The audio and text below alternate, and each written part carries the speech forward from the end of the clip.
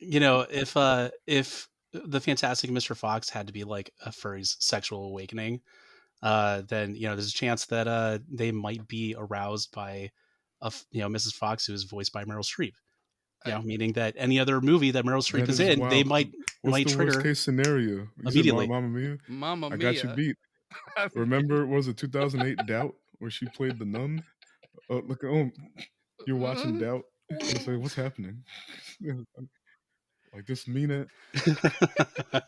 Things are getting a little out of hand. So why am I so hot right now? Gosh. Nuns. I can't. Oh no. Oh, see, that opens up a whole other thing too. Well, that's oof. The sacrilege porn. That kid is all kinds of messed up. Oof. Dang. But he's into symmetry. Oh, hey, we do like a symmetrical fox. Right down the middle. You're not a furry. You're just different. That's what I told my son when he told me he was a furry. No, I'm just kidding. I told him I still love him. It's fine. I can't. Hold on, let me. Was it? That was so good. I hated how good that was. Like, what are you doing? That's my thing. I will say though, if you did pick Mrs. Fox as like the thing that kind of like you're attracted to in this movie, at least it was like something normal. It wasn't like Willem Dafoe's rat. Oof. I love the rat character and I love Willem Dafoe, but like as he just showed up and went off. She's like, that's all it. It's that's a all he knows. Rat flirting with me. What do you call her? He said wasn't your wife the town tart? Town tart. Oh, he was. Yeah, he had to die. It's a village bicycle. He said, "Look, we both lived." That's going to be what I use next time somebody tries to call me out. Like, look, I lived my life. All right, I was a town tart. It's fine. Okay, jeez. Holier than thou, a sewer rat. Come on. Thank you for joining us today. If this is your first time with us, we're the secret group of brown kids. Who are the secret group of brown kids? It's a secret, but you might be able to find us hopping the fence at Burke Squab Farm, not stealing squabs, but looking up what they actually are. And I'm your host, Tiff. And with us today, we have Tim, as usual. I don't have an AKA for you today, but and we got, for the first time, Ren, another secret brown kid. It's a pleasure to make your secret acquaintance. And today we are doing 2009's Fantastic Mr. Fox, which is the first part of our Wes Anderson miniseries. Why are we doing the Wes Anderson miniseries? One, because that TikTok trend is really funny.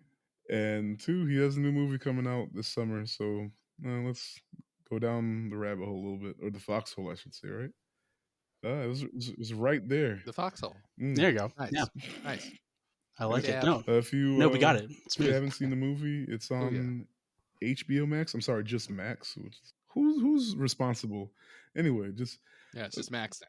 Look, it's that service has had 4 names. Everything about Warner Brothers is a mess. And then now, and HBO Max, and now just Max. It's streaming up there. They're playing the next one. You said they're planning the next name. The next name is going. HBO Classic. But yeah, so go watch it up there if you haven't yet. It's like 82 minutes. It's really great. Yep. Starring George Clooney, Meryl Streep, Jason Schwartzman, Bill Murray, Eric Chase Anderson, Michael Gambon, Willem Dafoe, and even Owen Wilson makes an appearance. Yeah, but if you watch Wes Anderson movies, he usually has a lot of recurrent folks, and Willem Dafoe and Owen Wilson. I mess up that. Wow, that's definitely in his camp, right? Wow. Since Bottle Rocket, I believe. Yeah. Which both brothers. First big movie. Yep. They Luke together, right? and Owen. Yeah, I think they were childhood friends. All 3 of those guys. Oh, that makes more sense.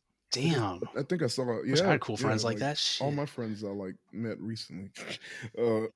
But I think I saw a picture of at least Wes Anderson, Owen Wilson, leaving some building after they got the funding or approval to do their first movie or whatever. Damn. Let's see. Yeah, unfortunately, Owen Wilson's role was like super short in this movie, but Yeah, you know, it wasn't about the yeah, coach. yeah. Practically, Like he was gonna get practically in a there cameo. somewhere. Oh Yeah, no, yeah. Bill Murray. Yeah. Same thing with Willem Wait, Dafoe. who's Bill Murray? Bill Murray's a Badger, I believe. Yes. He's not a major role, but they're going to find a way into the movies, right? Yeah, yeah. You got to get him in somehow. I don't know. Like all in all, what were you guys' impressions of the movie? I think I went into it thinking, well, this is going to be somewhat different. They'll do something different with it. I was absolutely wrong. They drove straight down the middle of the movie and did all of the Wes Anderson tropes, and it came off good. Yeah, yeah. Well executed. Is this your first time seeing it? Yeah.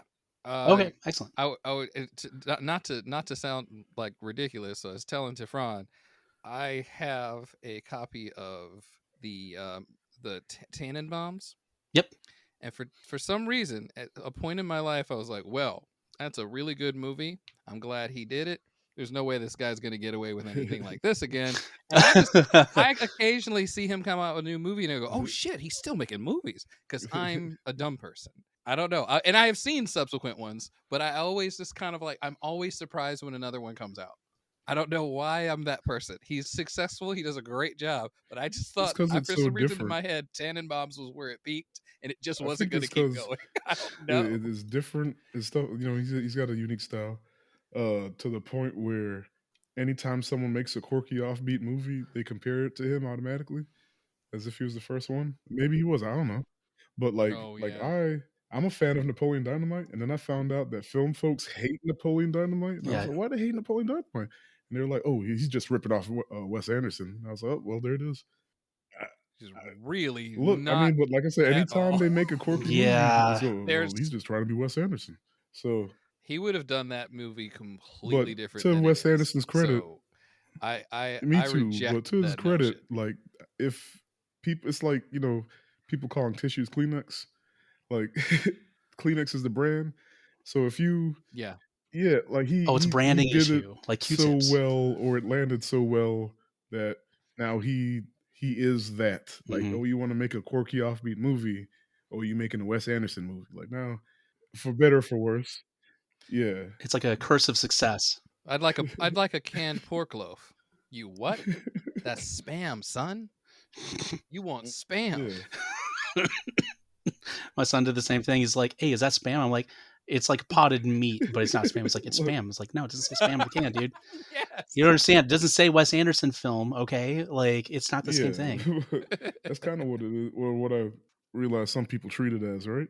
But yeah, it's Mhm. I liked it the first time I saw it. I don't remember when I saw it, sometime within the last 10 years, but I remember liking it. Go ahead. So, I will say that when y'all asked me to talk about this, I was pretty pumped. So I loved the Royal Tenenbaums when I watched it. Brought on DVD, watched the commentary, talked my wife into naming our first two sons after Ben Stiller's sons. Oh, dude. Do you have No, the Adidas jumpsuits? you never made the No, we family picture. don't. Last episode callback.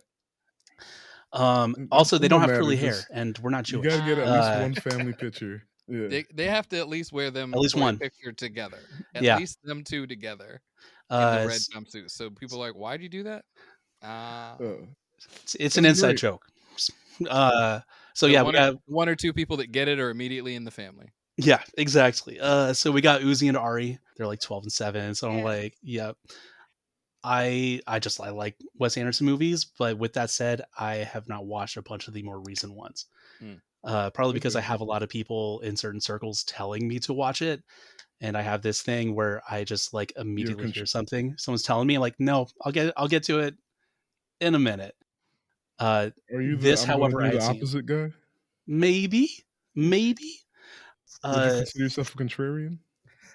no, because Okay.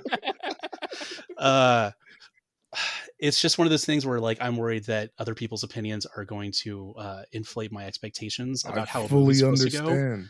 So yeah, like with Fantastic Mr. Fox, I got to see that in kind of a vacuum and make my own decisions about it, and not worry about reviews or I other call people's it the opinions. Batman Begins effect because I saw Batman Begins all after the fact, and it was like a year later. Yep. For a year, all I heard was how amazing this movie was, and I finally saw it, and I can recognize that this is a good movie.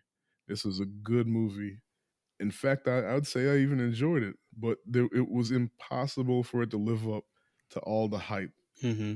And it's nothing against the movie. It's just you heard good things about it for a year, and you finally get to it, and it can't get there. I don't feel like it lived up to the hype that Batman 89 had. Batman 89 was everywhere. It was One day we'll just have a constant, Batman and fight. it was just good. And Begins isn't bad, but there's something about 89 that's like, yo. Was Begins with Robert Pattinson? No, Or- that's the the Batman. Oh, I'm sorry. Begins is the first Bale one. Yeah. Oh, wow. Before he Okay. adopted with- the gravel voice. Got it. With Ra's al Ghul. I mean, the one that set the precedent for every other Batman subsequently to come out after, where everybody has to be like dark and gritty and smoke I'll like say 5 packs of cigarettes. the whole Nolan trilogy did. Yeah. Mm-hmm. It's like So- Nolan sat in the director chair and he Not said, just- let's think about this for a second. I need everybody's voice to be just a little bit off from what it needs to be. It's like everybody How gargle about some milk. this? But it wasn't even just wasn't Batman, like DC, because Warner Brothers knows everything and they make good decisions. Decided because of the success of the Nolan Batmans, all DC comic book movies got to be dark and gritty. How you And gonna make a gritty Superman? He's the most positive person Yeah. ever. He's up here like, Zack Snyder did it though. I've got pain, I've got trauma. You ain't got trauma, you're Superman. Superman's like skipping on clouds and like, picking flowers and stuff. Like, People calling him slurs in school, and he's like, "Well, I'm sorry you feel that way." oh, shucks, guys. But I'm a fan. I haven't seen Bottle Rocket, and I haven't seen, what was his last movie, The French Dispatch. It's actually, I think, on my DVR. I can't remember. I don't think I've seen French Dispatch. It's My it's brain on like just my brain 2 or just 3 streaming services. I know that. my brain just farted completely. The hotel one, That's Grand Budapest. Yeah, Great. Grand Budapest Hotel. Yeah. great. Yeah. And that's going to be our next episode, by the way. That was Oh, nice. That's Yeah. a good movie. And Moonlight Kingdom. I didn't love Moonlight Kingdom. I do owe it a rewatch. Yeah, That's fair. same. That's our next episode. All right.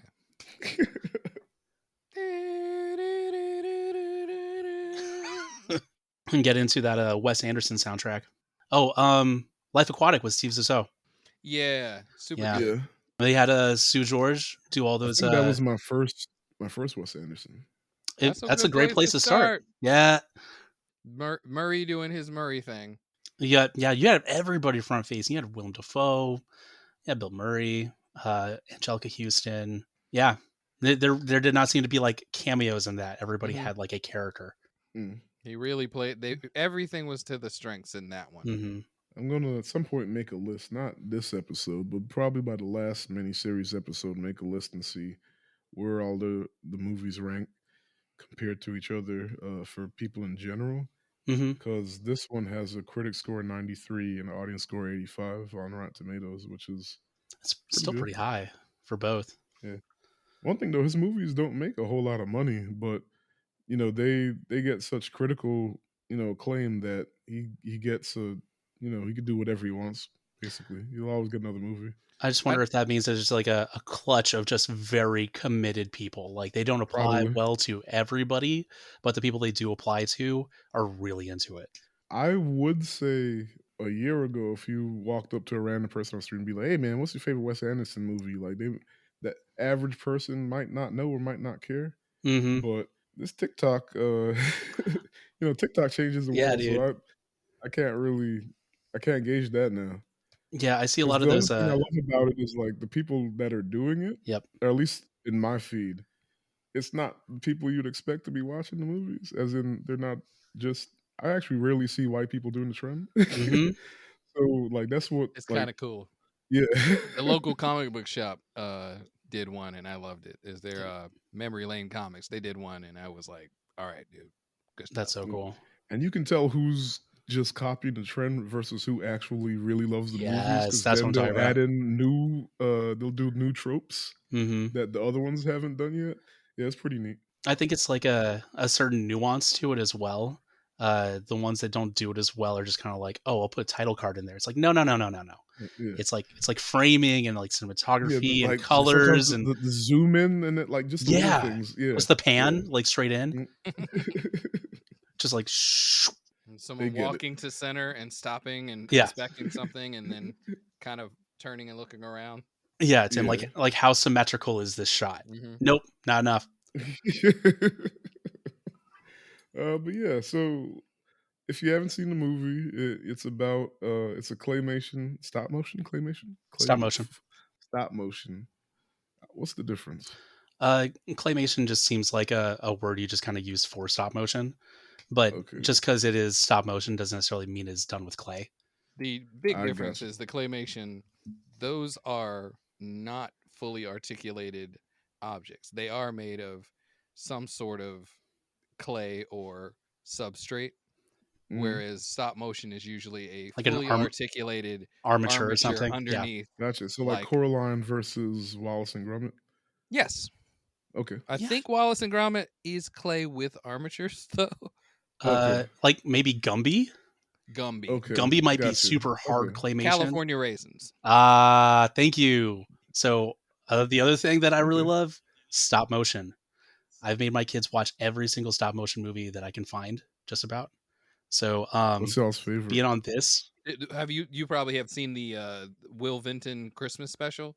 yes, long Oh time my ago. Was that God. the one with the California It raisins? has Everything. California raisins. I It had has that the on best- VHS. It has the best version of We Three Kings ever Mhm. produced. It's so good. We taped it off the TV. I'm that old to say that. It's so good. Yeah. It's fantastic. It's a shame that you can't really find that anywhere. Mhm. But even still, more recently, you have Mad God that just came out, and it took like 30 years for one person I to make. didn't know that was what. What? I That's didn't know. amazing. I heard about my Mad God, but I didn't know it was stop motion, and I didn't know that it took 30. What? Yeah, I can't remember the director's name off the top of my head. I think it's a Philip. Something that's gonna drive me nuts. I'll look it up later. But I believe it's on Shudder. Not like very little voice acting or anything. A huge trip to watch. I owe that another rewatch as well. So Okay. I think my wife might have Shudder because Oh, yeah. she was on the Because podcast on of the thing. the It Follows episode. Yeah, so she has a horror movie podcast with a friend, so that makes sense. I think I I follow might them on have the to borrow TikTok. that. Oh, on the TikTok. On the TikTok. She appreciates that. I think she's upstairs making a TikTok right now. Nice.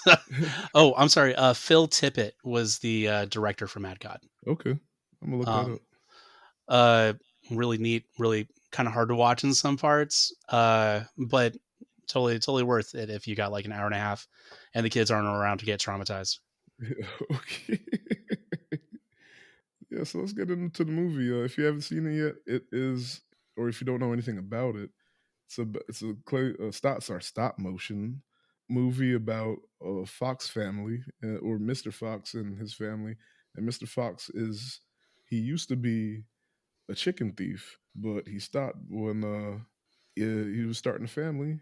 But then they move into a new spot that's next to a chicken farm, a duck farm, and a turkey and apple cider farm. And old habits Yeah. come back, right? And hilarity ensues. So if you don't want any spoilers or anything like that, go ahead and go watch it on not HBO Max. Because we're gonna spoil the movie moving forward. All right. Film starts out with Mr. Fox and his wife Felicity attempting to slip into Burke's squab farm to steal squabs. Did y'all know what squabs were before this movie? Pigeons. Pigeons. Okay. I knew of them because I watch a lot of cooking shows, Look, and they're I constantly talking believe. about, yeah, you got to spatchcock that squab. You know, Okay, you that's fair. want to cook it normally, you got to spatchcock that sucker. That and Tim just be knowing food that don't I nobody like- know about. I like so food though. Yeah. like he taught me what an endive was. Oh yeah. Okay. It's a eggplant emoji, right? Oh wait, did I get that right? I can't remember. Endive is related. It's like a lettuce, and Oh, see, see, I feel like I've thought of what you might mean by the eggplant, but it popped out because I'm having a beer. It's oh it's well, wait, the picture you sent me was like oval shaped. Mm, Yeah, I mean, it could have been a good substitute for the aubergine. aubergine. I just looked it up. Okay, Not even see, close. I don't know what that is. All right. It's the word that everyone else besides America uses for eggplant. Oh, okay. All right. Well, shout out the squabs. An aubergine. And aubergine and endives. All right. We're gonna make a Uh, meal. Hey, welcome to Secret Group Brown Kids talks about food now. We're gonna have it outside of the we're gonna be at the con cooking. Yeah, See little you pop-up too. shop. Welcome to our Coming panel. soon. Would you like some squab? Yeah, I got a buddy who did a cooking panel at BlurredCon. Oh damn! Hell yeah. Shout out Scoob. But yeah, It's for Food Wars. so that's the cosplay he was wearing while doing it. That's cool. That's pretty good. That's cool. Yeah, so before they head in, Felicity shows slight apprehension about going in, but Mr. Fox tells her he's been stealing birds for a living since before he could trot. And then on their way in, Mr. Fox sees what he thinks is a fox trap. Or on their way out, they already got the squabs. He sees what he thinks is a fox trap, and instead of just leaving it, he decides to pull on it, and he sets off the trap, and they both get trapped. And Mrs. Fox tells him, I'm pregnant, just like real matter of factly. And if there's still life tomorrow, she wants him to find another line of work, and he agrees. I hate when that happens. Life or death situation. Hey, look. Yeah. Hey, look. I'm just trying to prove that I'm right, and trigger a trap that I know is a trap already, and then my wife has to drop on me that she's pregnant, and it changed everything now. What a trope. Mr. Fox is like, how am I supposed to live with no squabs? I do like how this basically sets up exactly how the viewer is supposed to see Mr. Fox, because he's constantly just doing what he wants. Yeah. And he doesn't think things through. No. So he has the whole idea is usually shit. Like, he shouldn't be doing the idea in the first place. But all he thinks about is the first step and never the repercussions. Yeah. But yeah, so that's clever, but not clever enough to finish out. Oh, yeah. Clever as a fox, Nice. Well done. But he's like the most short-sighted successful person you could think of. It's like somebody who constantly fails upward. Look, it's a thing though. I can't explain it with science, but the best thing I got is someone once told me that God looks out for fools and babies, and they're just people who just always land on their feet no matter what, and you just think they're going to fail, and then they end up getting a job better than yours, and you're like, what happened? Yeah, that's why the movie is The Fantastic Mr. Fox, and not look at this asshole constantly driving his community into the ground. Look at this guy who died in the first Dr. Fails. 2 minutes. He pulled the trap, and he got trapped, and that was that's the trap. movie. Roll credits. Right? I will say that his success largely feels like it's provided by the fact that his enemies are incompetent and his community is supportive. That's because if he didn't have that, way to look at that. Yeah, I mean, all the plans would be for naught if he couldn't rely on other people to be one thing or the other. The folks I know who always land on their feet, that kind of checks out. They got a lot of support. I mean, there's probably someone that would be like, "But Tiff, you're the one who always lands on your feet." That's another conversation. So yeah, 2 years later, 2 years, which is 12 Fox years.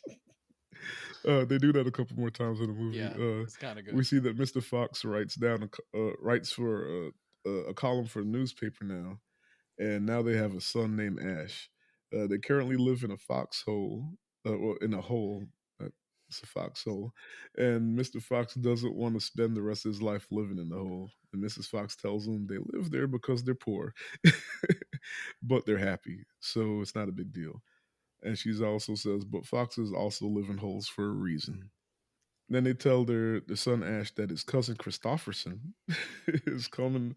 I'm sorry, I always laugh every time I don't know, like they don't just say Chris, they have to say the whole name. Anyway, Yeah. Christopherson is coming to visit, and he'll be bunking with Ash in his room.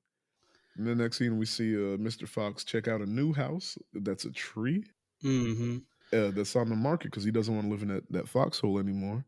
And he consults his lawyer, Clive Badger. I don't know why it's funny Love to me. Badger. Who played Bad? That was Bill Murray. That's Bill Murray, I believe. Yeah. Yeah. Are you Go ahead. cussing? You cussing with me? Oh Are yeah. you cussing with me right now? That was The so Badger good. tells him Dude, not love to it. not to do it. It's a bad idea. Yeah. Because he's like, you're borrowing at a stupid rate, yada yada yada. Yep. It was high. Plus you're close to those farmers. It's a bad neighborhood, like for foxes. You don't want to be up there. And basically, Mr. Fox is like, I'm gonna do whatever I want to do. He's like, And don't you know Clive who I Badger's am, bitch? I'm fantastic, Mr. Fox. I do what I want. Clive Badger's like, cuss did you say to me?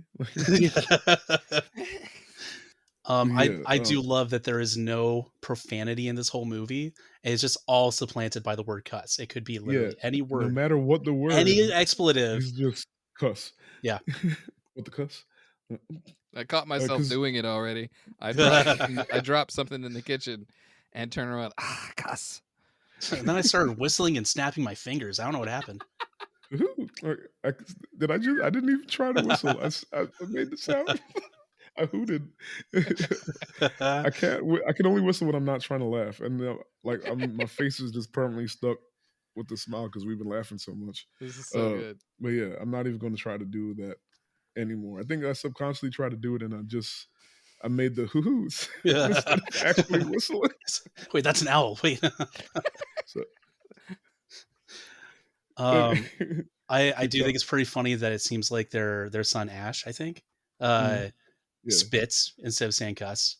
It feels like. Oh, I didn't even catch it. I realized he spat, but I didn't realize. I don't think he says cuss once. I don't think he says cuss once in the movie, but I think his reaction every time to hearing something he doesn't like is just spits. Yeah. I'm gonna start doing that at work. I remember when I was in like third grade or whatever, I had a friend went over to his house, and like it was him and his brother, and they lived with their dad. So no woman in sight, and you can kind of imagine how the house was because of that. And he used to spit on his carpet. And I remember, I remember thinking like, it's not right. So that's what popped in my head when I saw Ash spit. Man, even though they didn't have carpet, they had dirt. But I was like, I will say what kind of caught me off guard about like the Fantastic Mr. Fox and everything was the fact that like yes, it's fantastic. It's like anthropomorphized animals and everything, but it looks like they also live like in an income bracket. Like when I was a kid would have been fantastic. Cause it's like they have a house and everything, dude. Are you kidding me? Like that seems kind of like fantastic in and of itself already. And they're talking animals. But beyond that, okay, so there was one thing that I wanted to mention. Prior to him going to see his lawyer, or prior to him going to the treehouse to see it for sale, we have a lot of repeated imagery throughout the movie with lightning storms. That seems to happen every time that there's a plot development or something that Mr. Fox wants to do. So with this instance, I remember seeing it and I'm like, okay, I'm going to keep track of it this time when I watch it yesterday again. Okay. But basically, with that shot where Ash is like in his long johns with the cape, you know what I mean? He's brushing his teeth. There's a painting on the floor that is one that Mrs. Fox has done of another lightning storm. So that's like the first one, and that happens to be in there when Mr. Fox is making the declaration that he wants to like pursue upward mobility. You know what I mean? So it feels like every time there's that not divergence, but you know what I mean, that plot development where he's like, I want to do a thing, like just kind of keep an eye open for any lightning storm. Imagery, because it'll come up later. I'll mention it again once we get a little further in. That's cool. All right. Clive Badger tells him like don't do it. He said he's gonna do it anyway. They cuss at each other, and then this is also when we Literally. meet. You cuss me. Yeah. This is also when we meet the maintenance man Kylie, who's an opossum, and I think he I love lives in the Kylie. top of the So tree. good. And like the tree apartment that Mr. Fox was checking out was the trunk of the tree, but Kylie lives in the top of the tree. So he's like the building super. Yeah, basically. He's so good. So yeah, then we see that they've moved into the tree now, despite the warnings. Mm-hmm. And then the cousin Christopherson arrives, and Mr. Fox is making a big deal out of him, and much to his son Ash's chagrin, because like Ash was like, "Hey, Dad, look at me," and he like dived off the tree and into the pool, and he's like, "Yeah, that was cool." And then Christopherson does it, and it's like, "Oh," makes a huge deal out of it. Oh, I do have a note about that Go because what is a Wes Anderson movie without seeking parental validation? Yep. You know what I mean? So Yes. Christopherson comes in, he's a new kid on the street, and you got Ash over here like, dude, what the fuck? What the hell? I've been here the whole time. What do I gotta do? Let me see here. Sorry, I'm looking through my notes. No, you're good. You're good. One of my notes is we love Mr. Kylie. Oh, and I will say the reason why Mr. Fox decided to go ahead and purchase the tree is because he could see those three farmers from the Oh tree. yeah, like so Yeah. his gears were already turning. Oh yeah. Like He he's had a already plan in putting mind. himself in this position to like for fuckery. Yeah, he's like, you know what? My wife? No. She won't care. I got stuff to do. Which, that for this type of personality is kind of on brand. Yeah. Well, it is the fantastic Mr. Fox, it's all about him. So Yeah. I'm sorry, continue. So Ash, no, you're good. Ash asks his mom, how long is Christopherson staying with them? And she's like, until your uncle gets better. And Ash responds with double pneumonia. That's not a or he said that that's even not a a big big deal, deal? right? Yeah. Yeah, somewhere And- between like kids say the damnedest things and like just ice cold children being like, "Hey, I hope your dad doesn't die," and be like, "Damn." And he does it like several more times. So like the mom scolds him because of course like you're just being a dick. Yeah. So then we see Mr. Fox and Kylie at the top of the tree, and Fox is giving this like existential monologue is about like who am I? But really, like you said, he's already thinking about like he's laying the groundwork to get Kylie to help him Mm-hmm. go after these farmers. Then we get another scene with Ash being addicted to Christopher. This shit is so funny. Being addicted to Christopherson, and it's bedtime, and Ash put Christopherson's bed under a low table that has a train set on top of it, and like Christopherson tries to ask him if he could like move it out from under it, and like Ash makes a big deal. He's like, "Why don't you just take my bed and I'll just sleep under the bookcase and get splinters?" So Ash just crawls under the table and starts crying. and, or not Ash, Christopherson starts crying, and Ash comes down, looks at him, and you think he's about to do something nice. What does he do? He turns on the train set. Yeah.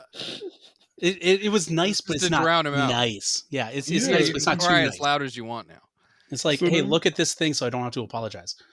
But then Christopherson, yeah, he wakes back, not wakes back up. He's still awake, but he comes back out and he just watches the train also. Like There's one of those moments that was just like, this could have been live action. This could have just been live action. It's perfect. It's exactly how he directs. You got your like Ubermensch kid and your like validation kid sparring off with words, and then just this random scene cut of like them doing some other activity, but not really solving the problem. yeah. There was one other thing. So repeated imagery of the lightning storm is when Christopherson and Ash are at the pool swimming because Mrs. Fox is painting another lightning storm. So Yes, yeah. sorry, it's not every time that Mr. Fox is doing something, but it seems to be every time there's like a wrinkle developing. The other part is when we're talking about how fantastical this all seems, the fact that the Foxes as parents let Ash get away with so much shit is they like just beyond ignore me, him. because that seems fantastic too. You're like, my family wouldn't let me do that. My dad would have like grabbed me by the arm or the ear, just walked me out of the Straight- room. straight in the mouth, right? Yeah, for real. Like I'm just like, okay, all right. Everything is fantastic. They're animals. They're live in a higher economic bracket than I did when I was a kid. Like the parents don't care, or They don't That's really. so Wes They're Anderson not though. hard. yeah, Yeah. That's so Wes Anderson. Just indifferent the parents. weird Yeah, kid, yeah. and everyone's just kind of like, it'll iron itself out. He'll be fine. Yeah.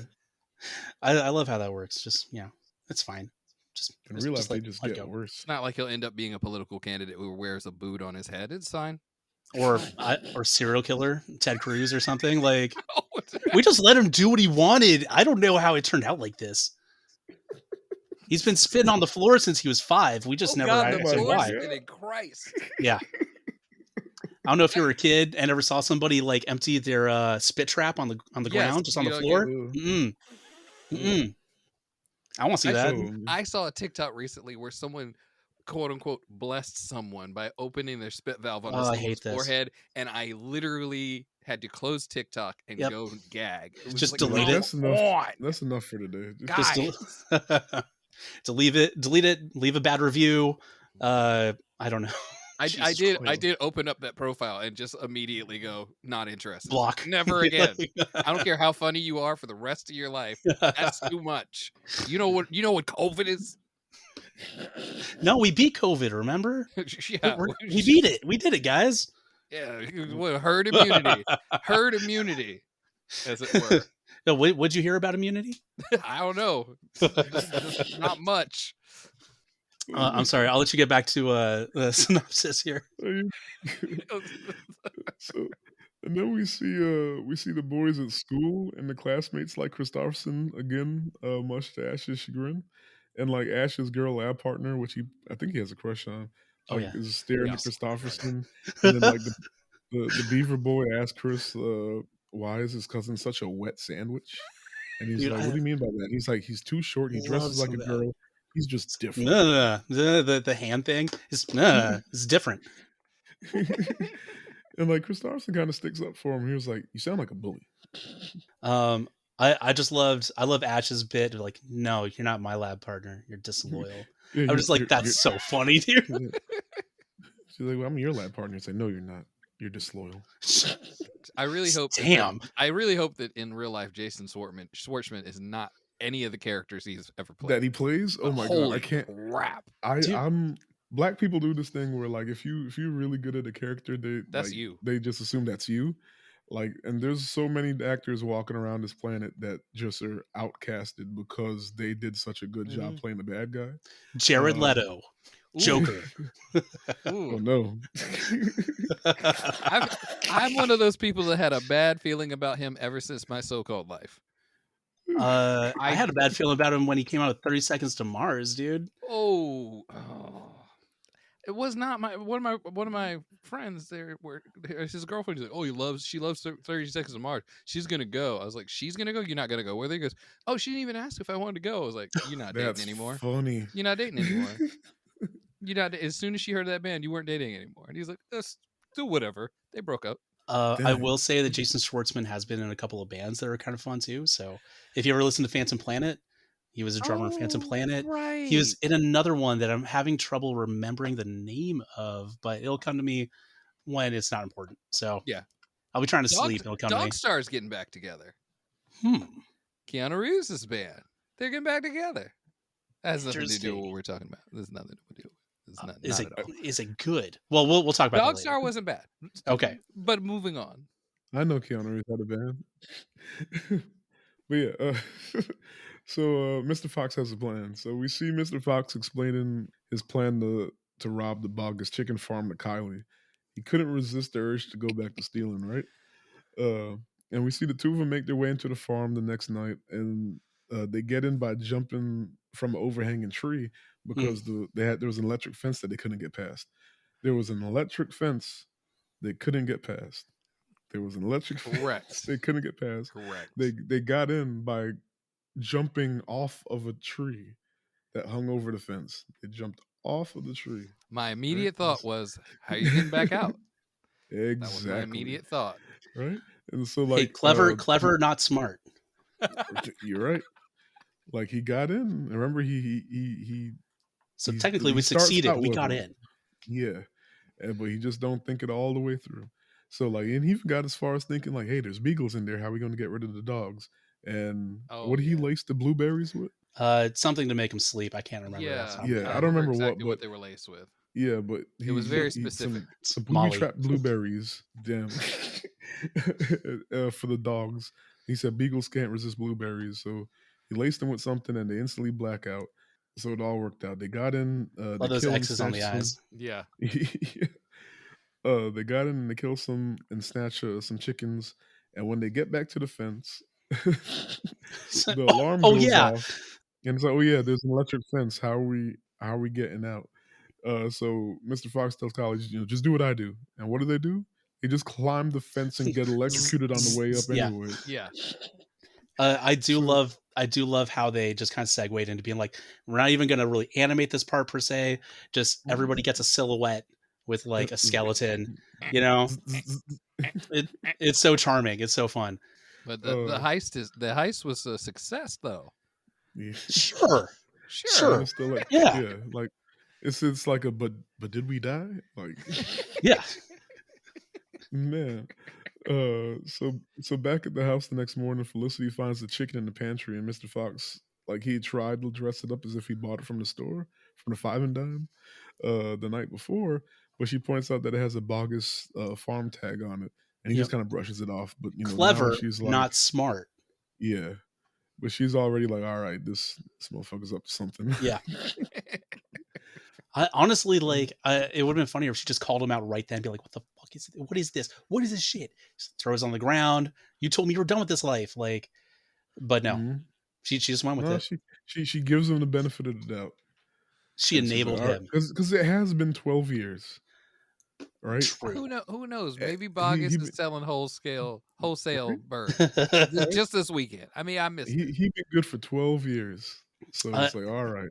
I do have to ask. So we were talking before with this movie and like that weird dichotomy of like, this is human world and then this is anthropomorphic animal world. You know what Yeah. I mean? With like the objects and the size kind of weird displacement where it's like, this was a full chicken. Why is it now in a pan that the fox holds? Yeah. But the thing also comes up is like, he says, I got it at a market. What market? What do they use as money? The Five Like, and Dime. Clearly. yeah, exactly.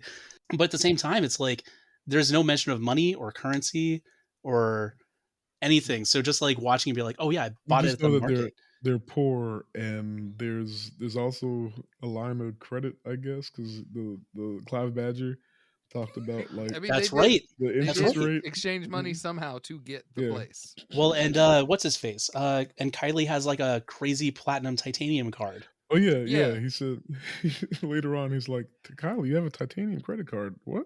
He's like, well, I just pay my bills on time. I paid it. Yeah. It's like we haven't discussed paying anything for anything this entire movie. What do you mean you have a line of credit? It's goofy, but yeah, I love it. So yeah, so they successfully hit Bunce's refrigerated smokehouse the next night, the second farmer, right? And then the next morning we see Felicity find a pantry full of food. Yeah, Now she's they just went like, off. all right.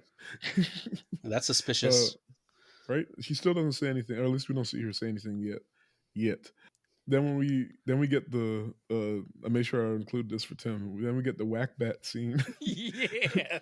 Where we see that Ash has zero physical talent, and the coach tells him he shouldn't try to live up to his father, who apparently was a legendary whack bat player, and like he's on the trophy. They overdid it. Everything about the scene was like this. I'm supposed to pay attention to this. I'm gonna hang in and try to keep.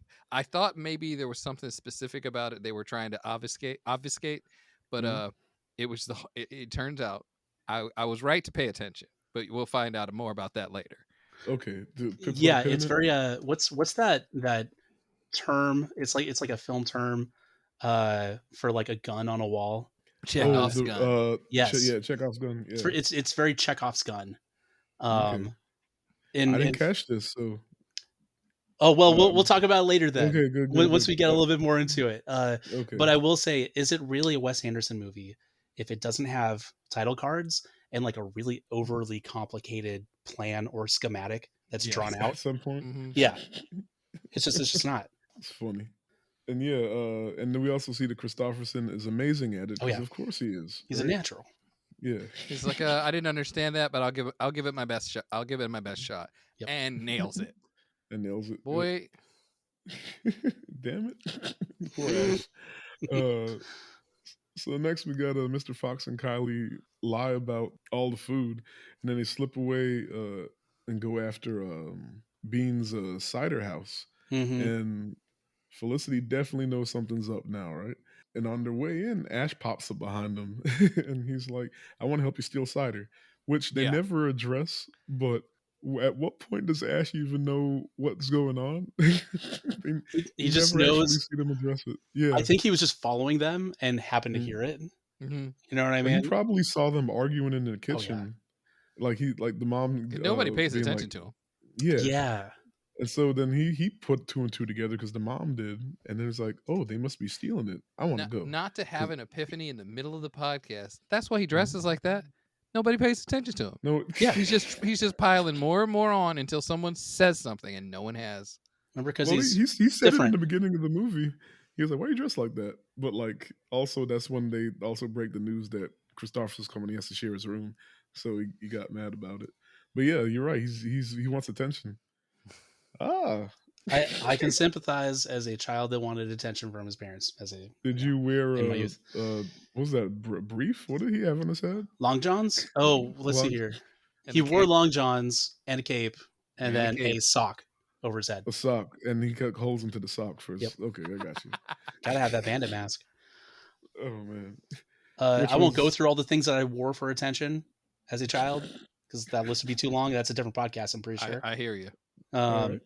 But you know, I can sympathize. You know, children's feeling neglected. On top of that, it's a Wes Anderson movie, so you know, Yeah, that's funny. you gotta have that approval from the parents.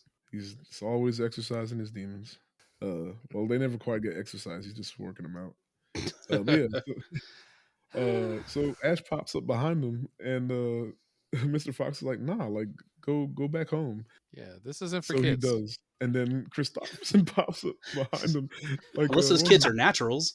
It was a Kylie's like, "Oh, look, another one," and he's like, "Oh, Christopherson, here, put on this mask," which was the dirtiest shit. Damn, dude. And this is all And within like a 5-second span. Yeah, and I love the horse blinders that Mr. Fox has the entire time because like, oh, this is fine. This is probably fine. I just sent my son home. I'm gonna go do a robbery. I'm gonna take his cousin. It's not even. It's so many levels of just He even ignorance. explains how the cousin, they're almost the same age, but the cousin is a little bit younger. He's Ooh, just that makes it worse. taller. Mhm, Yeah, he's he's just just taller than Ash. Damn. But so it's like, nah, get away from me. Like, go back home. We're doing stuff. And then Christopherson pops up. He's like, oh, thank you. He came. Here's his mask. It's like a come back when you're grown, Ash. It's like, damn, it's dirty. Man. Like Ash got a complex. this. Irony. But yeah, so they get into the basement with the cider and encounter a rat played by or voiced by Willem Dafoe. Love Rat too. I wish he had a bigger part. Dude, and Rat is like the security guard for the basement with the cider. Seemingly And- self-appointed. I'm not sure. It's got a Yeah. very much dress for the job you want kind of deal. He is simultaneously Willem Dafoe and somehow Charlie Murphy. Charlie Murphy. Yeah, we're not too sure if it's not like he applied for the job and like Farmer Bean hired him, or if he was just there and he called Yeah. himself the security guard so he could just sip on Yeah. cider. It's like, y'all Uh, not stealing this stuff. I am. I do the same thing when I go to the dispensary. You know what I mean? I put on my ball cap and like my shirt with like the weed patch on it. I'm just like, don't act suspicious. Don't act Like, suspicious. bro, you can just buy some and You leave. just buy some. That'd be What are you fine. talking- I want to work for you though. No. It just all right. Work for the rat. Damn. Like, I don't even know if he had an accent or if it was just the Willem Dafoe accent. It's probably It- mostly Willem Dafoe. It Yeah. felt like he was leaning. I'm not very good with accents. Kind of like Southern Creole kind of thing. Yeah, it's something like that was going on. But yeah, it It just added to the whole mystique of the rat. I didn't even know it was Willem Dafoe until I looked into the casting for the movie. I'm like, oh, okay, Makes it sense. It tracks. made It sense. tracks. Yeah. Yeah. Also, think about it: a rat the size of a fox. Just think about it for a minute. They have those in World New War York. One, man. World War One. Yeah, trench warfare, like rats, just gigantic. I mean, maybe not the size of a fox per se, but yeah, like rats maybe the size of like a small dog. I I never knew have that, but I heard believe of it. several New York City people saying in parts of New York City there are rats that are like Oh 3/4 the size of a yeah. cat, and I'm Like like, we're not. that's large. No. The Already big. size of a cat. I'm not even shitting you. When I went up, last time I went was 2016 for New York Comic Con, and I was in the subway waiting for the train, and I saw a rat the size of a fucking cat jump onto the platform. Oh wait, Just like, I got a prop that won't even make sense on the podcast. Hold a second. oh man. Was he Like training this. for turtles? Oh my yeah, god. there you go. I didn't expect you to have a live, I was This gonna is say live this is my action rat, dog. a live thing, He's and it about 8 moved. pounds. Man, where's that bat's wings? It Exactly. it was that size. I think he was a little longer than him too, without the tail at that. One of my But yeah, friends' nickname. We call him. He's a little fox bat. There you go. he just went like Yeah. and plopped because it was also fat. The rat was also Yo, fat, but Yeah, he had ups. to be that So big, he jumped onto the platform from the rail and just kind of like lumbered along because he's so fat. So you turn also around, like, look how at the you fuck like, did what this you rat looking at? jump? Yep. And like I'm just like I'm looking around to see if anybody else sees this because I feel crazy. Nobody I else. just saw a rat Everybody jump. else knows not to Yeah, make eye contact. yeah, that's what it is. They're all native New Yorkers, so they know the rules. And here my dumbass is, and I lived in New York for a lot of my life, but I was young, and I came back, and here I am staring at this rat, and like nobody else sees this kangaroo rat, like. But yeah, so anyway, Willem Dafoe. Yep. uh, Love him. National so treasure. yeah, so the rat's a security guard, and apparently like him and Mr. Fox had old beef. Yep. They don't quite explain it, but they definitely knew each other. I think they shared some kind of interest in Mrs. Fox back in the I day, think possibly. the rat definitely likes Mrs. Fox because he brought her up and Too he much. knew her, but Yeah. I don't think Mrs. Fox. I don't think they like went together or anything. I just think he knew her, or he at least knew what buttons to push to fuck with Mr. Fox because I think they both were Maybe thieves. That could be part of it. maybe it was just Yeah. rejection and he became an incel. So the Maybe. only thing he had left was cider. You know what I mean? Yeah, and shitting on women. Like most incels. Yeah. All right. And yeah, so but they have a quick fight and like Christopherson actually pulls the rug out from under him and Literally. he falls into a box of apples and like when he falls in the top closes and he like gets trapped in there for a bit. But then the door opens at the top of the basement and they all run and hide. And a woman comes down, I think it's Mrs. Bean, the farmer's wife, and like she goes to get a bottle or some bottles of cider and Kylie and Christopherson are hiding in a thing of apples. Yep. But Mr. Fox ran and hid behind the bottles of cider, and she actually takes the bottle that he's hiding behind, and she doesn't react to him at all, and like she leaves, and like Kylie's like, how does she not see him? Is she blind? And Christopherson's like, she probably has like an astigmatism or cataracts or something. Yeah, she's like a T-Rex or some shit. I don't know. Yeah, I do really like how there's that very cartoon element, like we were talking about before, when Mr. Fox and Kylie are climbing the fence, and they kind of just segue into this idea of like what the animation is. You know what I mean? They kind of do in a part. There's like a cartoon gag where Mr. Fox basically contorts himself into the shape of a bottle, the shape of the behind bottle. of a bottle. Yes. You know what I mean? Exactly. But it's like so absurd because it's like, you know, we're dealing with very like hard forms, and all of a sudden it's Yeah. like, oh no, he just, you know, collapsed his bones into the shape, you know, Full on Bugs Bunny, just basically, yeah. It's like, oh, I got to fit this form factor. All right, perfect. So sorry, that's just an aside. You'll see that trope a lot more, like when they're going through the pipes and everything, or digging. You know what I mean? It's not really like you don't see them. You don't actually see them Motion digging. You know what I mean? just It's like just a kind lot of of them this. like flapping their arms a little bit. I'm like, it's very charming. It's great. I love it. So next, or when she goes back upstairs, Mrs. Bean, then the door opens again and it's Mr. Bean, but like we only just see like he's kind of in the shadow and he's like smoking a cigarette. He just stands at the top of the stairs and then shuts the door. So Menacingly. yeah, menacingly. So now I'm thinking about it. Why did he do that? Did she actually see Mr. Fox the first time and just not react, and she went upstairs and told Mr. Bean? I think it has more Or to do about what, like they say that Bean was like sharp as a whip. You oh know yeah, what I so mean? So he he just just knew gets it. something was off. Yeah, You know what I yeah. mean? Or he's just the kind of hyper vigilant person He that does would that be sure anyway. to check anyways. Yeah. Yeah. Okay. But it does kind of like Gotcha. reinforce the idea that this person, unlike the other two, is a The other threat. two who are complete idiots. Yeah, Yeah. this is the one they can't mess with. I Yeah. got you. That makes sense. All right, and the crew escapes, but we get a scene with Bean meeting with the other farmers, Bogus and Bunce, and Mm. he asks them if they have a fox problem, and he suggests that like they hunt the fox down. Even that little scene was like, oh yeah, this is the wrong one, and they say it in I can't remember if Clive says it or if they say it in like the song that Bean is the meanest of all. I think so. One mean. Da-na-na-na-na. Yeah. Yeah. Yeah. I think they Yeah. said Bean is mean. Mhm. Sorry, I had to sing it in my head. I'm pretty sure that was in there. Yeah. You got to be some messed up dudes for little kids to just have a nursery rhyme about y'all being Yeah. assholes. Just for Yeah. local kids who's just like, F these three dudes in particular. I do like that there was a genuine threat of danger for a kids movie. It's a kids movie. Yeah. I was a full adult when I watched it, and then I'm rewatching it as an adult. I still think this finds a kids movie. Like you're the parent who's like, hey, watch this kid this stop motion movie with me. Yeah, exactly. That's my kid's reaction every time I try to show them a stop motion movie. It's like, fine, we'll watch it.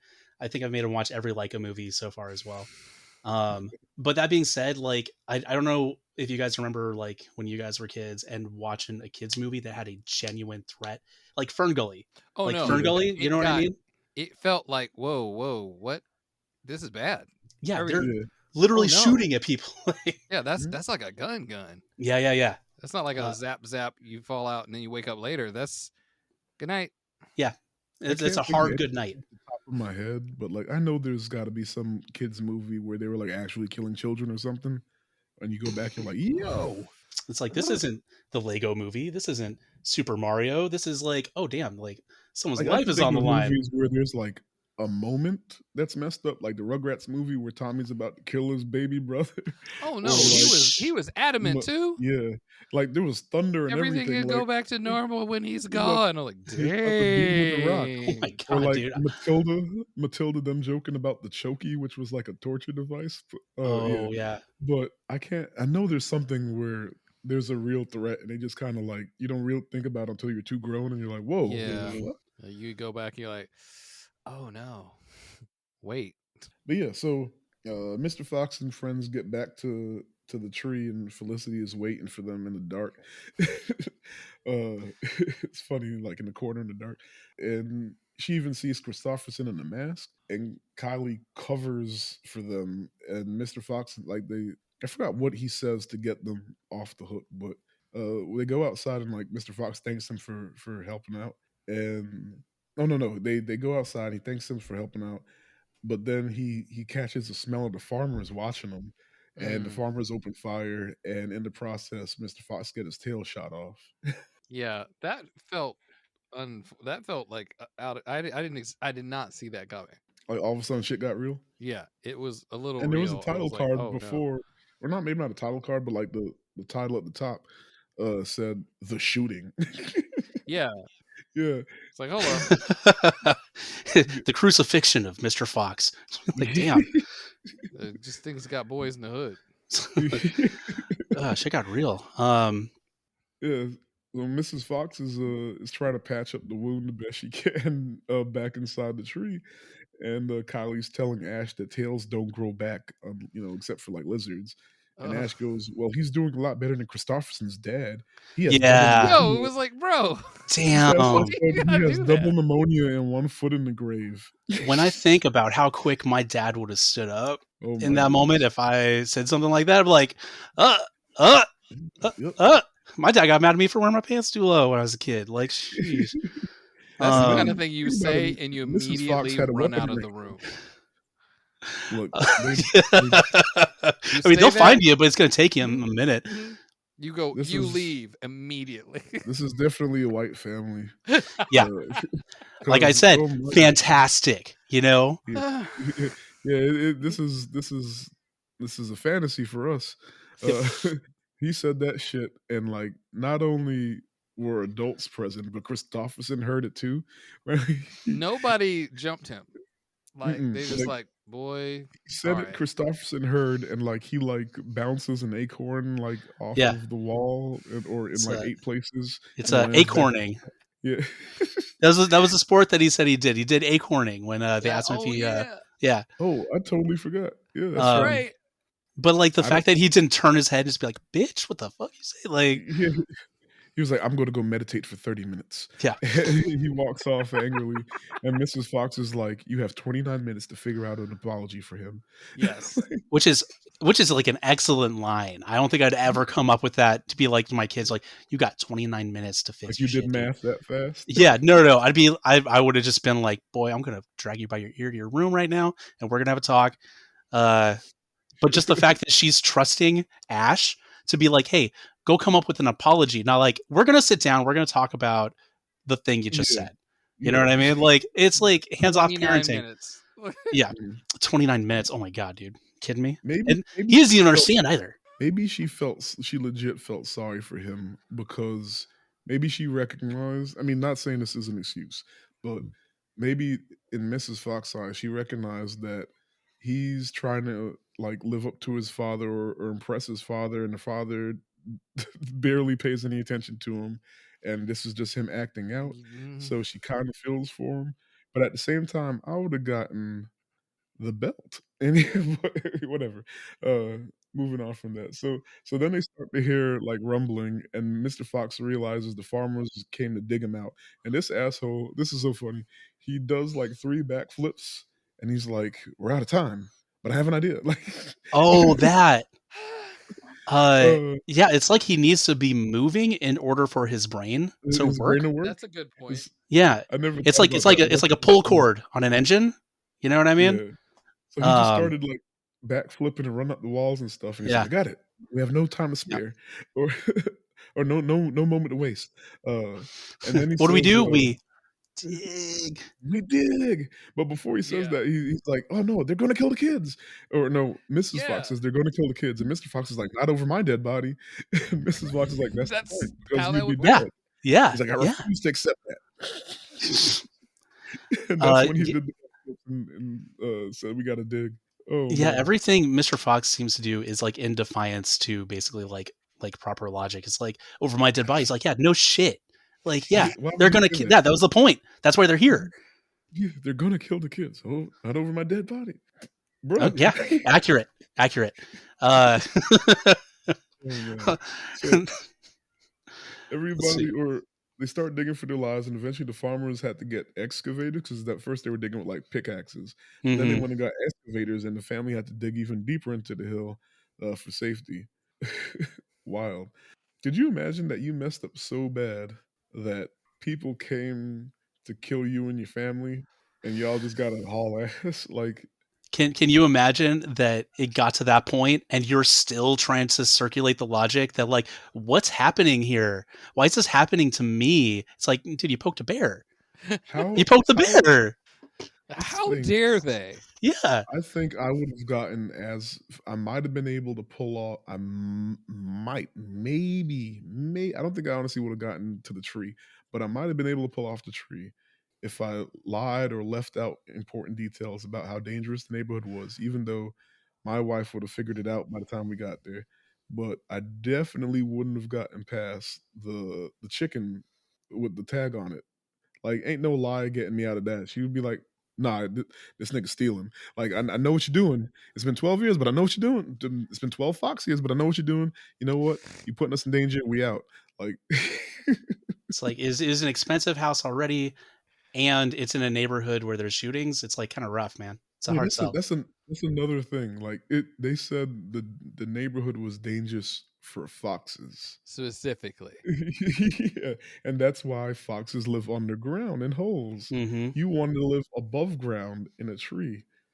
Yeah, so it cycling back, but that's it's wild. I bet that it even got this far. Anyway, So eventually the farmers explode the hill, like they blow it up completely, and they go into like the crater, and there's still a hole down. So the foxes got deep enough to avoid all of that. Farmer Bean decides to get all of the workers from all three farms to lay siege on the foxhole because hundred and eventually, eight snipers. right? Yo, Eventually, they got to come outside, and one of the 108 snipers is going to take them out when they come back up the hole, right? Mm, And they got to come up at some point, which was dumb to me because clearly they can dig. So deep underground, the family is met by like digging through the walls, and like there's like this moment where just like, oh shit, like we're caught. But then it ends up being Clive Badger and some of the townsfolk who are also on the run because even though we just see them like digging up the hill, they're also like digging up the forest and stuff. So everybody, all the animals are like fucked, yeah, all it's because of Mr. peril Fox. at this point. Yeah. hmm So like I it's a guess real like diaspora. yeah, all like the badger, the mole rats, everybody. Like so, I guess like they were trying to dig to safety, and they ended up finding the foxes and Kylie. And we have another cuss um, fest. oh yeah, so Mr. Fox gets cussed out, and the bully from earlier, he tries to get Ash to eat dirt because he's like, you suck and your father, and everybody hates your father. And he tries to get Ash to eat dirt, and Christopherson sticks up for him, and he beats up he beats up the beaver boy. And it's funny because you start to see him cry a little bit, and still Ash is like, you didn't have to do that, and he's like, no, I did. It's like I'm not that weak. It's like, yeah, Oh, yeah, yeah, you are. yeah, you are. He straight up tells him, no, you are. Um, I do Forgot. kind of feel like Ash's shtick is he's getting in the way of himself because he's trying to live up to other people's expectations of what it Oh means yeah, to be a fox vis-a-vis yeah, Mr. Fox. But once he kind of sheds that, he kind of allows himself to be the person that he wants to. But yeah. we'll expand upon that later. Yeah, when we get to his big moment. Yeah. You Uh, know. yeah. So anyway, so yeah, so after Beaver Boy gets beat up, Mr. Fox convinces the folks cussing him out to like dig with him, and eventually they got under the farmers' storehouses. Yeah, they decide to recirculate back and Yeah, rob the farmers basically while I don't know everybody's if that was watching the the hole. plan.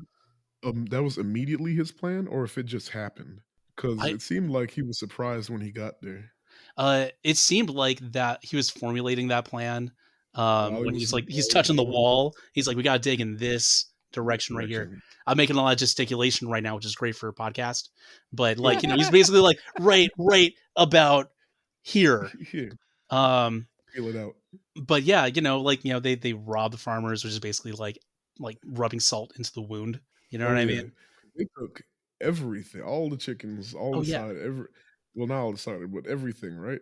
And then they bring it back to the family that was everybody else is still underground. I think they're over at like the Flint mine. yeah. They Can't all remember. kind of met up and basically just tried to establish themselves there. Um, it's funny because we're talking about Mr. Fox being clever and not smart, because if he was smart, Mm, he probably would have hit all three places at the same time rather than allow them to know what's going on as Right. things yeah, developed. This right now would not be considered a smart move because you're mm, adding fuel to the fire and you yeah, already see that they're going to blow up an entire tree in order to kill you. So yeah. we're going to escalate it now. And you got people's lives at stake, and like they stole everything, or the farmers learned that everything got stolen, and like hmm Farmer Bean throws a tantrum, and he's like, all right, well, I got a plan now. So next, now we see everybody enjoying all the food, and it like what before felt like just like a shelter that they were just in. Now it feels like they're at like a nice party, or like they're like a big Thanksgiving feast, and everyone's They've walking around with opened like, Scion. yeah, Oh wait, I did want to mention one other lightning thing is go ahead, when they're going into the bottom of the tree, the three farmers, and they yeah, pull out the painting of a lightning storm oh that yeah. was done. So just another thing I forgot to mention when we are talking Good about point. that Good point. whole bit. Please continue. Is the painting from Ash's. Yeah. Yeah, yeah. But yeah, you're right. Once again. So then so they're at the feast, and everyone seems to be chilling, having a good time, and like Mr. Fox is Giving a getting toast. he's getting all arrogant again. Yeah. Uh And Ash tells Christopherson like he has a plan to go steal back his dad's tail, and they both slip off because once again Ash is trying to impress his dad. A little too hard. Yeah, It's hard. he's a It's hard. little Getting that validation's tough, man. You gotta work for yeah. it. Do stupid things. Just like his dad. Yeah. But yeah, so they break into Bean's house and they see on the TV that Farmer Bean is wearing the tail as a necktie. Oh And my god. Dude, Farmer Bean's son, I swear to God. It's like the movie does not seem to think much about humans, which is fine. I don't care. But But there's some of especially the him. ugliest depictions of human beings I can think of. So The only time you ever see the son, he's at the table yeah, eating, watching the TV, and it's just and smeared narrating. across his face. Yeah, Dad's tie. that's time. Yeah, it's Hilarious. But yeah, so like Christopherson wanted to leave because they went back for the necktie and it's not there. They know it's around the dude's neck.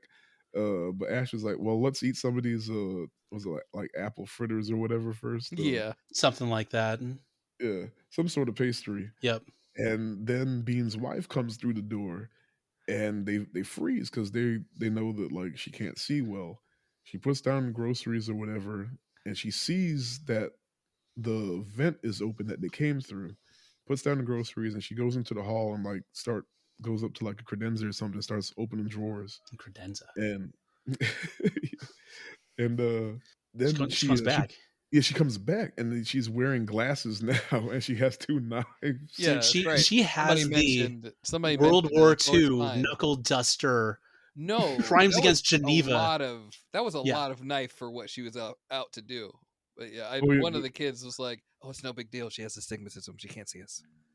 That's not how astigmatism works. Like, and then she puts on glasses. It's like, oops. I love the one with astigmatism too. I'm like, I have astigmatism, but it makes lights look a little kind of fuzzy sometimes. Yeah. I can still see a full rodent, like. And she just comes back with like trench warfare knife. I'm like, oh my god, like. Oh yeah, like she's ready to kill these animals. Take out the Nazis or something. I don't know.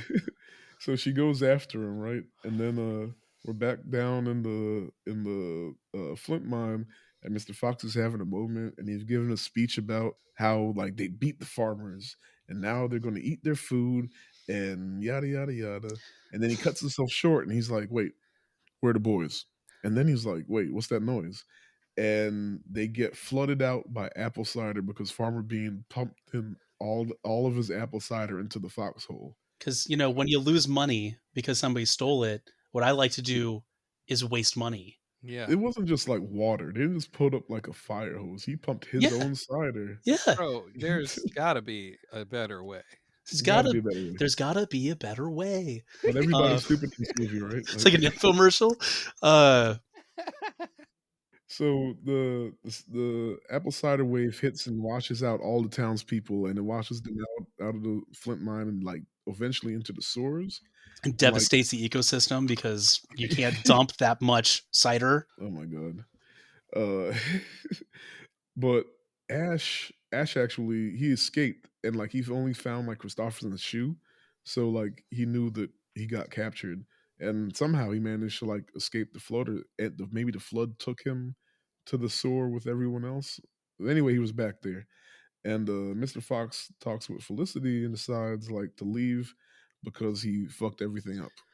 Yeah, there was a quote that she said, "You don't listen to anybody." And I'm like, damn. Is this one? No, I think we already passed the part, but it was like, I need to talk to you.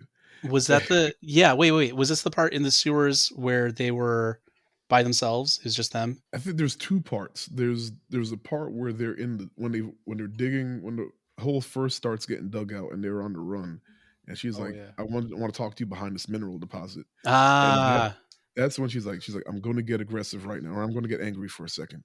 And he's like, all right, go ahead. And then she just like slashes his face. Oh, right. And you just see him like he doesn't really react, but you see like 2 tears well up. Yeah. And then she fusses him out there, and then she fusses him out here again. And I think this is when she says, like, I love you, but I should never married you.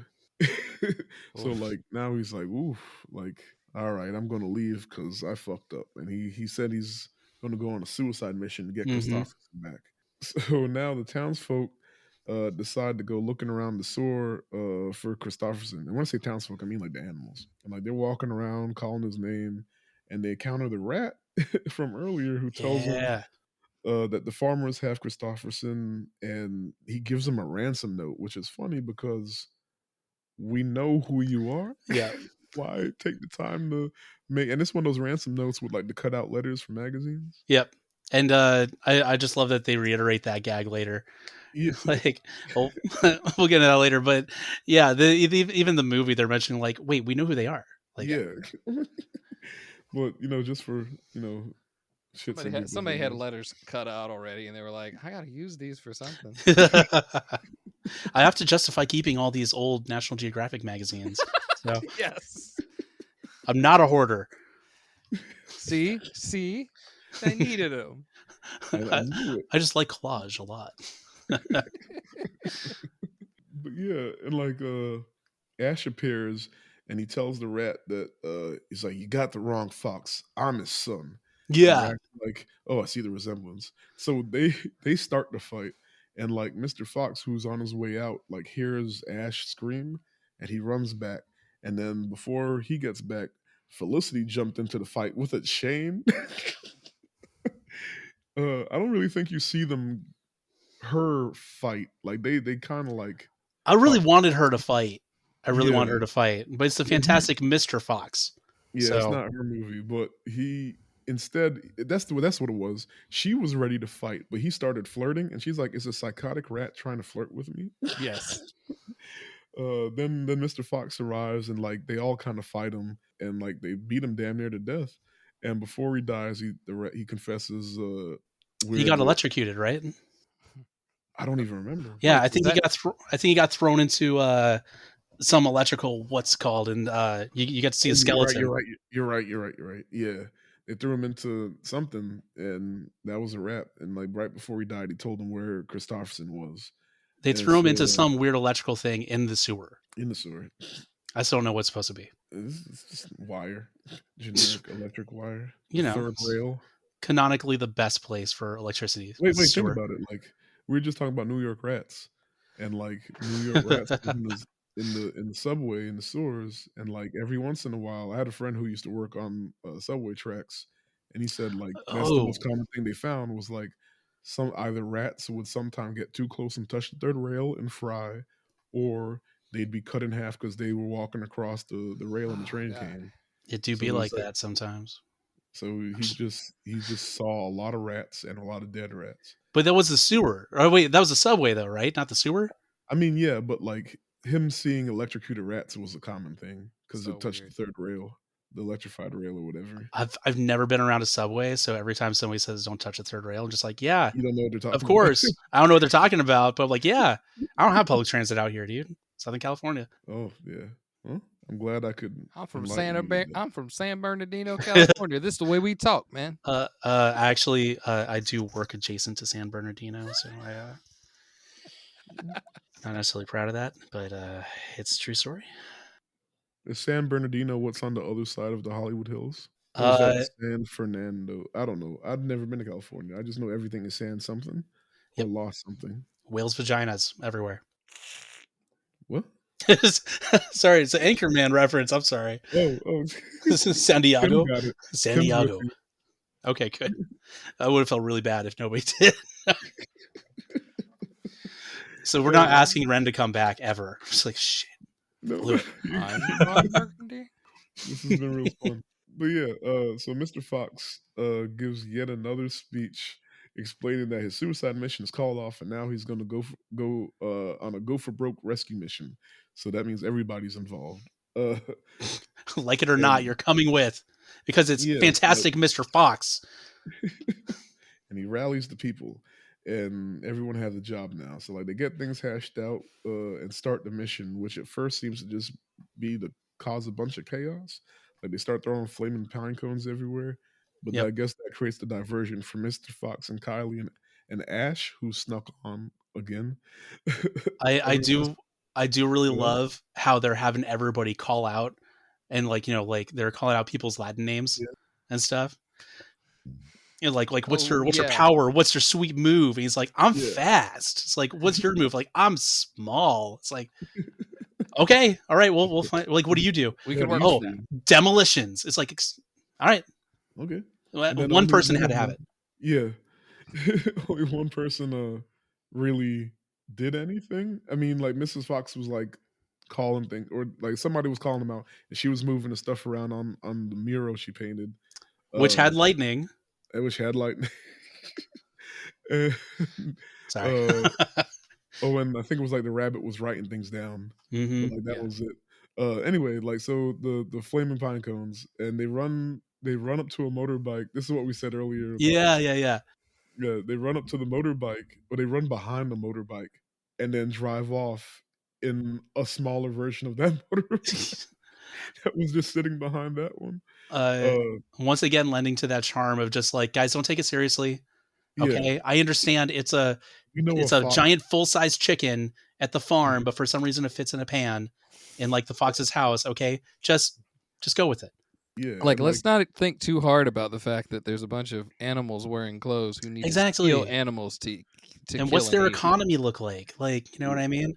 He's getting look, paid residuals or something for his like op-ed piece in the Warren Times, and I don't know, like how's he paying rent? look, that's why they were poor. I Yeah. mean, he made just enough to live in a hole.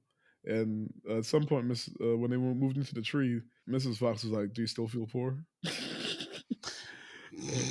So I won't in a minute. Thank you very much. Yeah. But yeah, so they get on the bike and they drive off towards the bean farm to go rescue Christopherson, and it was just Fox and Kylie, but then Ash, of course he snuck on, and he's like, "I'm here too." They get to the to Bean's farm and they encounter a rabid beagle, which Mr. Fox actually mentioned before. So Hmm. then he says he'll distract the beagle, and Ash goes should go ahead and try and get Christopherson. They both do their things. Both teams were successful, and Christopherson had, in order to, this is stupid to me, but whatever. He in order to rescue him, Christopherson gave Ash a real quick karate lesson, and all he did was kick the crate that he was in, and it fell over Yep. and it broke, which he could have just done. He could just move the crate. And I don't know. Well, Whatever. I think he was gonna kick the lock off, but Yeah, he messed up on his entry and yeah. just That was the face plan. planted against it basically. And the whole thing fell over Yep. and fell a big enough drop for the whole crate to break. And I don't think Mr. Fox did anything special with the beagle. He just survived. Yeah. Yep. For 5 minutes. And when it was done, Kali was like, "You good?" And like we saw his eyes go spinning the way Kylie's does. Mm-hmm. Oh, we missed the part. Kylie's like, I thought you weren't supposed to look a beagle in the eyes. It's like, Yeah. and then I think the Hey. crashing of the crate is Yeah. partly what set the beagle off, and Yeah. then they make Yeah, eye okay. contact, and that's when the beagle goes nuts. Okay, that's funny. But yeah, so then they go to leave, but all the farmers had gotten there, and they had reinforcements, and they're blocking the exit. And this time, Ash takes charge, and he dodges all the bullets that they were shooting at him, and he dug a hole, and he unleashed a rabid dog that was locked behind the gate, He or did the the other whack side bat. of the gate. Oh, Yep. I didn't even catch that. Good job. Yeah. Like he does all the moves, and his dad goes, He's "Whack narrating it the whole time. He's like, whack bat. Yeah, it was like that was the callback that I was not going to mention at the beginning because it was like it was Okay. so intricate that it Mhm. seemed Yeah. like this is important, and I thought maybe there was a piece or a part. It ended up being the entire sequence. 'Cause Yeah. like you Entire said, thing. his dad just starts narrating. Oh, the shim stick, and the quad flip, and the knock Yep. the thing, and hit the brain. I missed Whack that all 3 times I saw the It's movie. so good. It's like yeah. very well put together. It was just It like feels like a very tightly made movie. You know what I mean? Damn. But yeah, it was great. I can't remember, what does he say when he pops out of the ground? Because he digs into the ground Yeah, and he like pops out. oh It's like There's hot. something that made I don't know, it didn't make any sense to me. That's why yeah I didn't remember it. I think the said term hot is box. for, yeah, I think the hot box is like the move box. if you complete it. You know Yeah. what I mean? Okay. So he pops his hot and box, and the doors like kick that. open, and the rabid The- beagle comes flying out. Okay. That's funny. But yeah, so he finally gets the validation from his dad. Oh, way to go, Dude. Ash. Lucky. This must be a kids movie. right? And immediately Yes. Mr. Fox pulls out a bandit mask and he bestows it on With Ash, stars and the and whole it time. has the It's like, stars on it's it. sweet.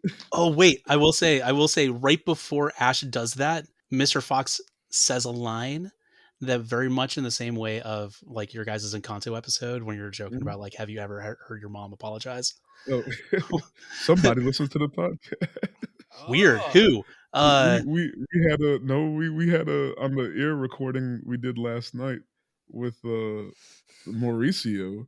He fell into the trap that we set way back in like episode 2 to see if he listened or not. And we were like, see, say you don't listen to the podcast without saying you don't listen to the podcast. Ooh. It's like you just activated my trap card. But Mr. Fox says to his son, it's not your fault, it's mine. And I'm just like, There that's it pretty is. good. right there. And that's when I think that is when Ash does the whack bat scene. Yeah. But just the fact that it's like come on. Yeah. Okay, fine. I'll watch the movie and make my kids watch it too. Jesus. It's definitely like if I have a friend that may or may not be a fuck up and he has a baby or a family on the way or something, I'll be like, hey man, watch Fantastic Mr. Fox and just just once. take it all Just in. one time. Come on, Let's take man. it You all got in. this. And then they'll watch it and be like, what you trying to say? It's like this is a very layered movie. Like, what part did you want me to pay attention to? There's a lot of lightning pictures and stuff. Like, Are you calling me a wild animal? What's happening? there is something that I do really like thematically in the movie. I'm not a film person. You know what I mean? I'm just Yeah. watching stuff and taking it in. So if I'm wrong about any of this, please feel free to just be like, that's the exact wrong take. But there's like this kind of duality in the movie where it's like nature versus duty. Mm. You know what I mean? Mr. Yeah. Fox has a duty to his family Family. to provide and be stable, but he's constantly fighting his nature as a wild animal. I could see that. So I just want to get that one in there because it feels like it's also reinforced by the constant mention of the wolf.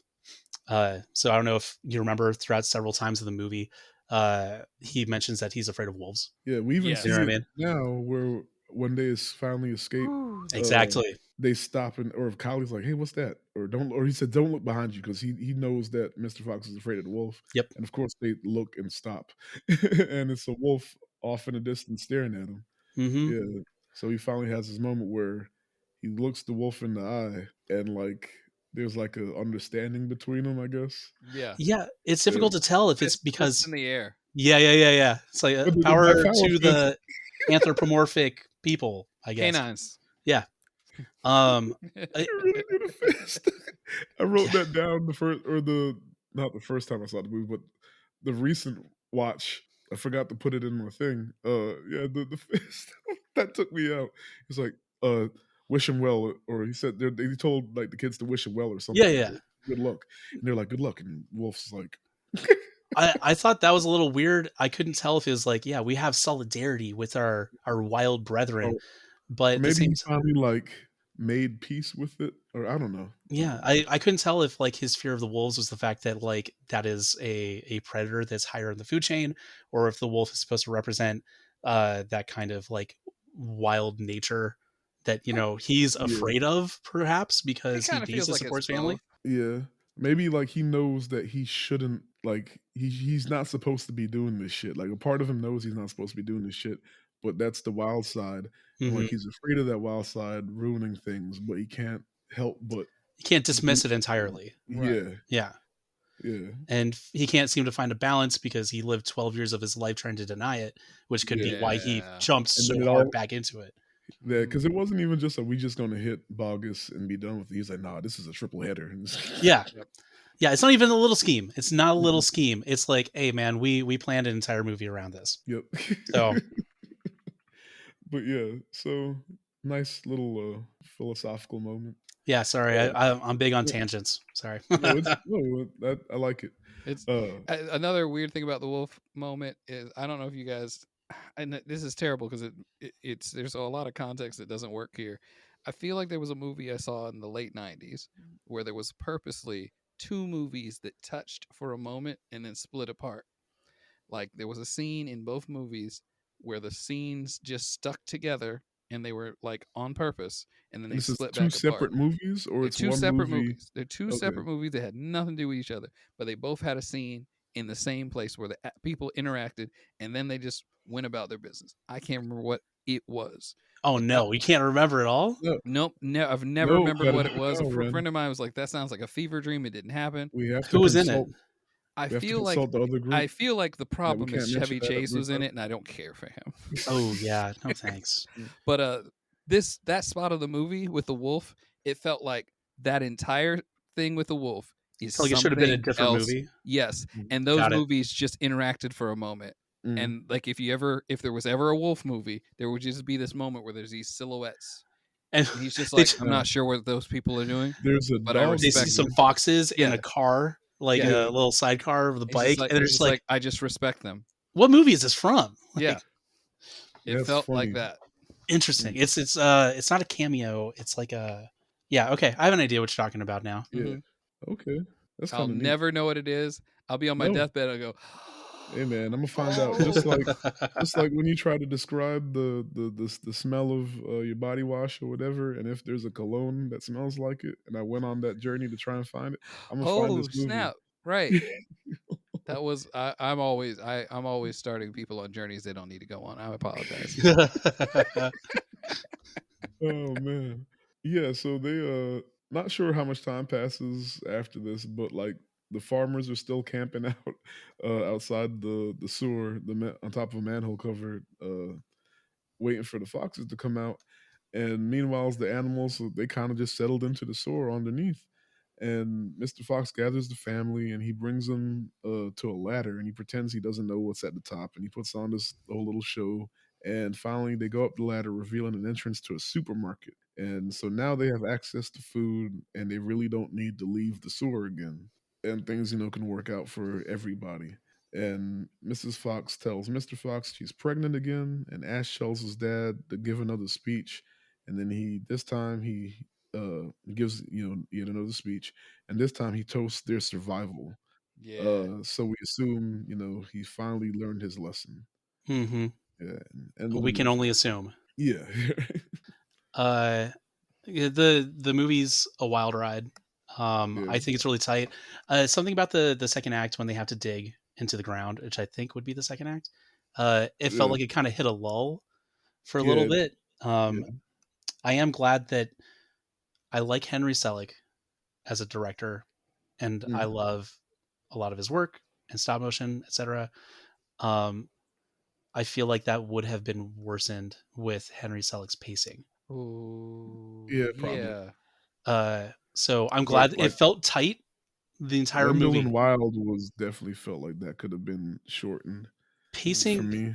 just all of his movies have just a weird lull where it's like he wants you to take more in because of the Yeah. artistry behind it, which I get, but it feels like it negatively impacts the pacing. It's not a stop motion, but you know what a big director that has that issue? Spike Lee.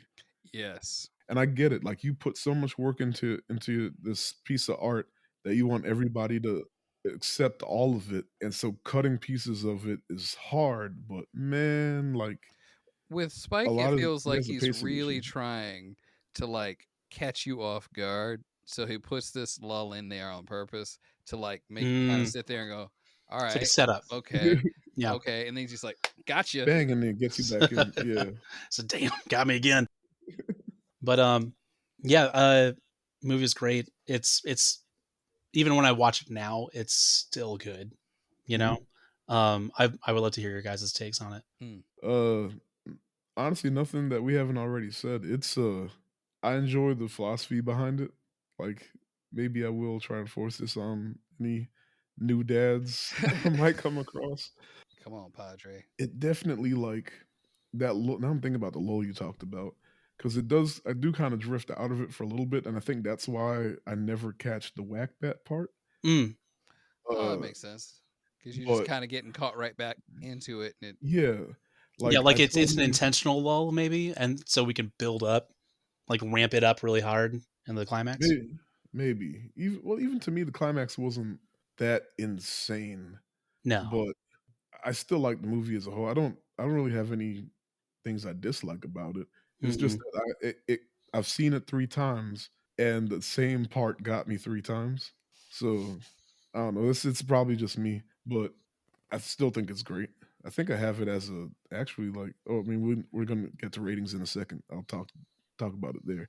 But Okay. yeah, it's, nothing we haven't already said. I really like the philosophy of it all. But then again, not all his movies touch on the exact same things, but there are recurring themes. Yes, for sure. But this specific one, I think is I'm not gonna say I like it the most, or maybe I do. I don't know. I have to really look at his other stuff now. I mean, we're gonna watch a couple more of his movies, kind of see where everything sits. Because I don't love everything, Mm-hmm. but this is like my number 3, honestly. Mm-hmm. So yeah, Um, as far as like ratings go for like stop motion movies, I would rank it higher than a lot of like others that I'd watched. yeah, Like yeah. I liked Wendell and Wild. It had a really fun soundtrack, great protagonist, a good set of characters. Art on it was great. Pacing was a really big issue for me. Mm, Um, Hmm. so with all things considered, like I already like Wes Anderson, so I yeah. probably rank it relatively high in his catalog for either Wes Anderson or just stop motion. I think his style, honestly, and we can get actually we're not going to do that movie, so we can get into it now if you want. But his style for me is great with animation. Oh yeah, Now his other animated movie is I Love Dogs, and yeah. Isle of Dogs is great. it's great, but it definitely has some issues. Yeah, I need to Some rewatch that as well. mushroom cloud issues. So like it like that. I'm not gonna lie, that's the movie where there was so much controversy around it Hmm. when it came out. I watched it with my bandit mask on, and I hope nobody saw me.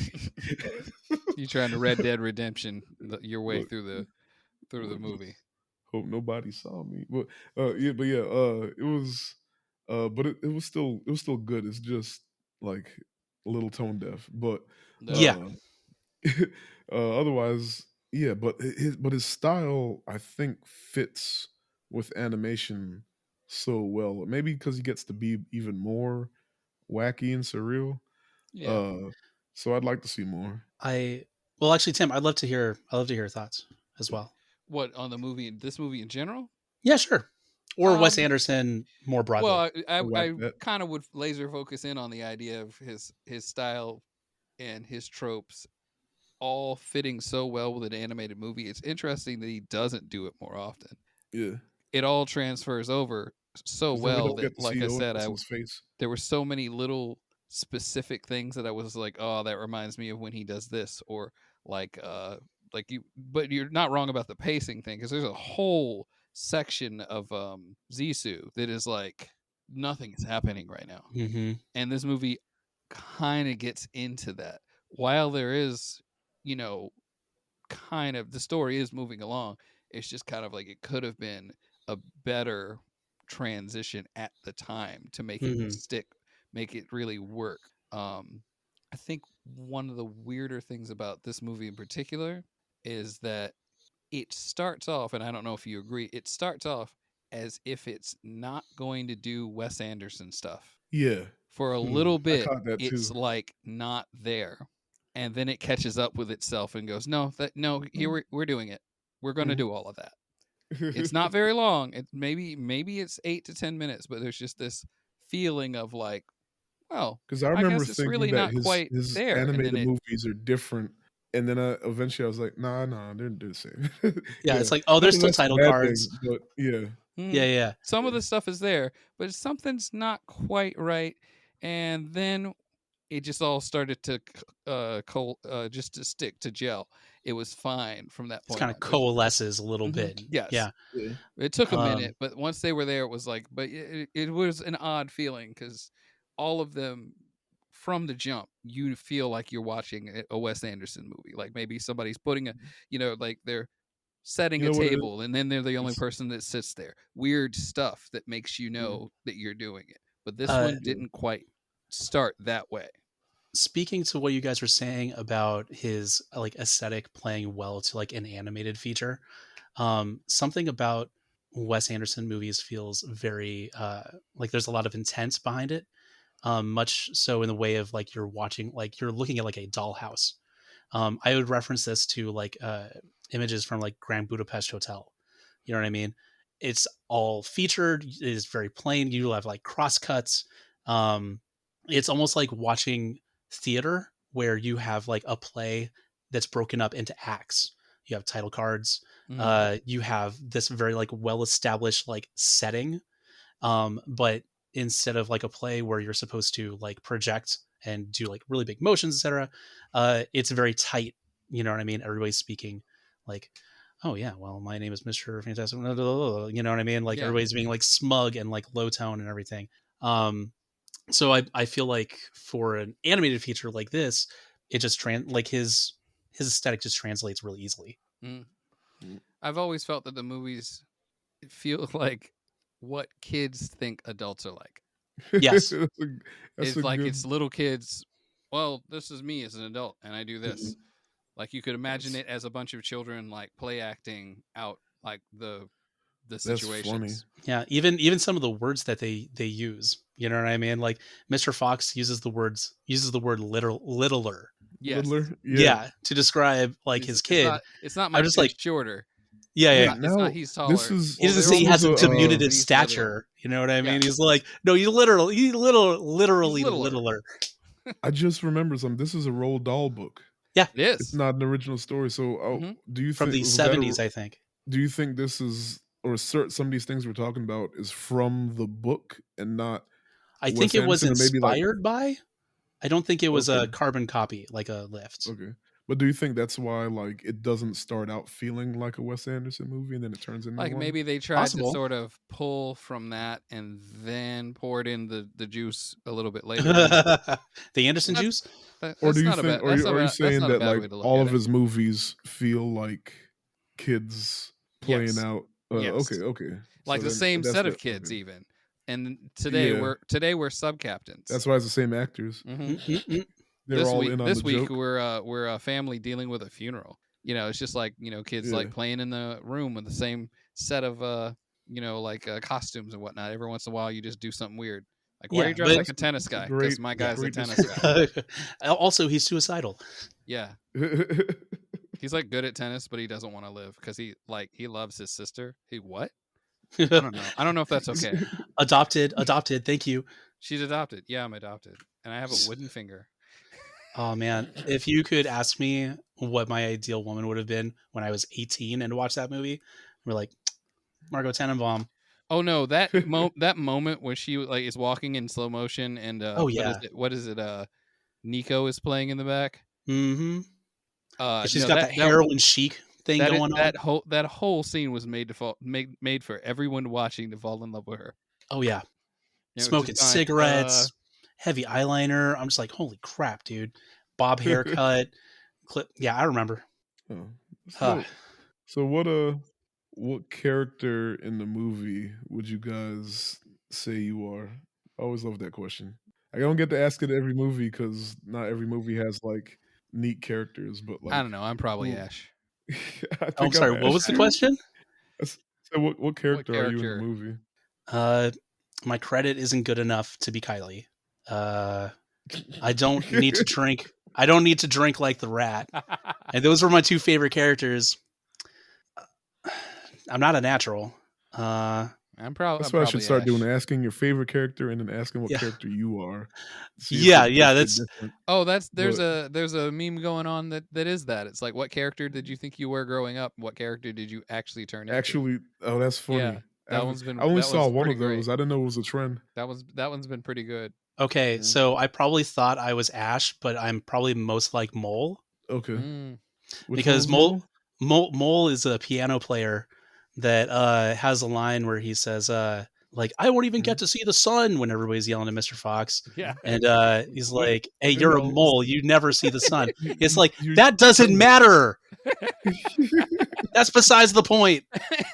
That's funny. You wronged me, regardless as to whether or not I was going to do this thing anyways. I still wanted the possibility to do it if I want. So probably Mr. Mole. Nice. Yeah. I think I'm Ash and maybe Clive Badger. It's all spitting on the ground, right? I don't spit on the ground. But I would be too truthful right now. There's a spot in my garage where, like, there's a leak underneath the side door, and when it rains real bad, water comes in there, and I end up having to like mop that corner and sweep it up all the time. Anyway, if I'm in the garage and I'm having like weird algae problems, the goal is to open the That's door and that's the spit spot. outside. But But you don't a always lot of make it. times, I end up spitting on the sill. So in that way that I'm not purposely Ash, but I'm just kind of like, dang it, I just spit on the sill again. Ah. There's a wet spot in my garage where I constantly empty my spit trap. Just like it's like a waterfall. 'Cause I'm playing this trombone, just like We're all just Oh, spitting in the man. garage. Uh, but yeah, or Clive Badger, because I think I said on the Encanto episode, like I'll tell my friends about themselves, regardless if they want to hear it or not. We just gonna be mad at each other. Yeah, I think Uh, I do that more than I know sometimes. yeah. I just love that Fox does not listen to him. Or well, it's not even him, it's anybody. It's his own wife. Anybody, yeah. Like but I guess that's his character development is to come around and realize, his impact on others. Yeah. Unfortunately came at the expense of destroying their community entirely. Literally, like everybody, all the animals. Now they living in the sewer. But yeah. It's just like real life. Absolutely. Sometimes you got to destroy a community to find yourself, guys. It's that new TikTok trend. I don't know how they didn't kill Mr. Fox, honestly. I somehow expected him to get more hurt than... Look, if he... You know what it is? He probably... Because his family was always with him, and they didn't want to, like, orphan these children. But, like, if he was by himself, he would ended up like the rat. Like, if he was a bachelor? Yeah. Yeah. Rat got kicked out of his community. Now that's why he's an alcoholic. Yeah, it's because he destroyed his community. And they weren't having it because he was a bachelor. Yeah. But yeah, so okay, so ratings. I give this... What I said it, or I didn't say it. I stopped myself. Yeah, it's a 9 out of 10, and a 9 for me is a masterpiece. A 10 means it's life changing. It didn't change my life, but I still think it's a perfect movie. Even though I said the only issue I had is the pacing, but I also can't tell you how to change the pacing to make it better. Because it's already only an 82-minute movie, so it doesn't need to be shorter. No, it just it that felt one longer part than it I was, kind of... but it's very short. Yeah, I think it's because it moves really fast. Mm-hmm. So I think that maybe that's what it is. It moves so fast in the beginning and at the end that part of the middle just not when matching that pace. That's a good point. It's not moving, and it's moving normal speed, but because it's not moving Michael Bay cocaine levels. Yeah, it's not breakneck. That's what it throws you off a little bit. But yeah, but I still think it's a masterpiece of a movie. Like I said, I really want him to do more animated stuff. Oh yeah, that'd be good. Maybe not so Japan centric. Yeah. Yes. I don't even want to say Japan centric, but you know what I mean. Actually, if you watch it side by side, it matches Akira. So I'm totally lying. I don't see you pull that out your ass. It actually matches Evangelion. So. Oh no. Get in the robot, Mr. Fox. Anyway, or Ash. Ash getting the robot. It should be like Jordan Peele's Fantastic Mr. Fox. Oh man. But yeah, it's a masterpiece. Yeah, Tim? All right. So if I had a friend who liked animated movies, maybe they brought up stop motion. They like Nightmare Before Christmas because they are basic. I tell them very clearly, this movie is going to be fun for you, but it's also a little bit fast paced. So you're going to have to at least give it some attention. Yeah, don't watch it with your phone. You can't really. You maybe that's what it is for me. Maybe you do have to pay attention, but it's worth it. Yeah. If you give it your attention, you'll love it. And I would definitely recommend this to really well done. To a friend that likes well done arty movies. But I think I could probably recommend it to people who were just sort of casual movie watchers, but they just have to be someone who is into watching a movie. Yeah, open to that. Yeah, I'm not going to recommend it to somebody that wants to sit down and watch something quick on Netflix, but ends up being there for 8 hours watching Lost. It just dawned on me that not only this episode, but a lot of episodes, I don't actually finish my ratings before I jump on to somebody else. So remember I said, like, be creative. My number rating isn't my actual creative rating. I just give that as the basis. What I like to that's a do. good point. Well, now we got to spin it back around. Now you got to give the creative one, dude. The creative one is I try to say if I would buy it for my DVD collection, Right. Perfect. or how much I would buy the DVD for. So like I definitely would buy this for my collection. I would buy the Criterion of this, which Yes. I don't know if there is a Fantastic Mr. Fox Criterion, but I do know Criterion loves Wes Anderson. Still Like case. there was like 6 Wes Anderson Criterion movies before they That's got fair. their third black director movie. Oh wow. It's yeah. I mean they've fixed it since, but it was So yeah, that's where I'm at with that. Now, if it was a worse movie, usually I'm like, I would buy this out the Walmart cheap bin for no more than $5 or like $3 or something. Okay, I like But that. I would buy the full price Criterion for Fantastic Mr. Fox. Cool. Excellent. Yeah. Tim, did you have a creative one? I feel like I should start. Well, I should do a thing where I would decide if I would not recommend a movie to. Okay. Like you guys know that kind of like weird nerd who like will tell you everything about Naruto but not realize that they aren't just white people. I'm not going to tell him about this movie. Okay. He thinks Naruto's white. I'm not telling him anything about this movie. You do the He's not going to care. The flip of your, or you give your rating or your recommendation, and you do the flip, the anti recommendation. Okay, I got you. All right, Ren. So if we're gonna be creative, I'm gonna give it 8 foxtails and one that's like badly burnt. So we're gonna say that's like half a foxtail. So I'm gonna give it 9 out of 10 foxtails effectively, but I'm gonna add one more foxtail just because I really like Wes Anderson and I like stop motion. So it really fits some niches. Yeah. So I'm gonna give it a full 10. I think people should watch it. I think it does a lot more than what other animation does. Like Henry Selick, for example, we were talking about with like Now for Christmas, Coraline, etc. Like he makes stop motion movies, which are great, very like artistic, etc. Like well done, but they're mostly in the service to kids. Yeah. Fantastic Mr. Fox delivers on more of like a philosophical argument about like the idea of like nature. You know what I mean? And I think the fact that they're using animals to like exhibit that idea of nature versus duty, because duty feels like a construct of being a human being. You know what I mean? That's where the anthropomorphism also comes from. It's not just them wearing clothes, it's them assuming a duty. You know, I need to provide for my family. So that inner conflict, the, you know, chance of death in lieu of fulfilling your duty. Yeah, it's not kid themed. So I would give it a 10 out of 10. I would recommend it. I do own it on DVD, and which is a lot because I haven't bought DVD and I don't know how long. But yeah, it's great. I would recommend it if anybody has time. And now I got to go watch a bunch of other Wes Anderson movies that I have yet to really engage in. Yeah. Okay. Yeah. Well, our next movie is Grand Budapest. So we're doing a 3-part miniseries. You are more than welcome to come back. We could figure it out if you want. Right. Yeah, I'd love to. I mean, you in the secret group. I'm saying as if like you a special guest. You told me I was special. You're not. I'm sorry. Damn. But yeah. So that's the episode. Thank you for listening. Anybody got any plugs or social media that you want to share? No, sir. No, sir. I am secret. Great.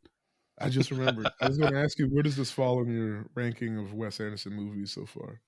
That is a great question. I've been remiss in my duties as a Wes Anderson fan to keep up with some of his more recent features. You could just be like, you know, this is my whatever. It's fine. It's secret. I'm a secret brown kid, man. People won't know. It is pretty high up there. Royal Tenenbaums is still like such a clutch film for me. You know what I mean? Okay. Like I saw it when I was like 18, so it was like a formative experience to like watching movies, and then I would just work at Blockbuster and check stuff out so I could just keep this vicious Yeah. cycle going. But I would say it's pretty high up there. I'm gonna have to say it's high up because I can't give you a formal ranking. Maybe on a different episode, I'll have a better idea about where to place it exactly. I got you. No worries. We got some more episodes to get through. Right on. Yeah, we're doing a Wes Anderson miniseries. Three movies total. This is our first. Next, we're gonna do Grand Budapest Hotel. I should probably tell you where it's streaming, but I forgot to look that up. It You'll is on find it. Max as well. It's on Max House. Okay, well, Mhm. thank you, Ren. Look at that. Hey, not Check HBO out- Max though. Don't go looking at HBO Max. Yeah, no, just Max. Yeah. Formerly HBO Max. The artist formerly known as HBO Max. So next episode next week is the Grand Budapest Hotel, also by Wes Anderson, for part 2 of our miniseries. And Right do you guys, before we sign off, do you guys have any plugs or social media you want to share? Oh, mine's the same as always. Search D&D Sluggers. If you find the baseball team, that one's not me. Find the other one that's just one guy, lonely looking dude that needs a haircut. Listen to his music. Tell your friends to stream him on Spotify. I need a couple Pretty pennies to rub together. And I do some light graphic design on the side. We go by Power Very good. Bummer. Power Bummer. We do stickers, buttons, t-shirts. We're on Instagram and TikTok and Facebook, I believe. Taking a brief hiatus while we're working, but anybody's looking for anything in particular, feel free to reach out. Heck, I just spent like 8 hours like rehashing like an old logo that I'm not even good at this stuff, and I had to fight GIMP to do it. That'd have been good to know about 3-4 days ago. Hey man, if you ever need anything, let me know. All right. Yeah, we do what we can. So Cool. all right. And you can follow the podcast at SGBK Podcast on Twitter. You can follow me personally at Tiffzilla on Letterboxd. Thank you all for listening. Have a good one. Bye. Take it All right. easy. Thanks for having me.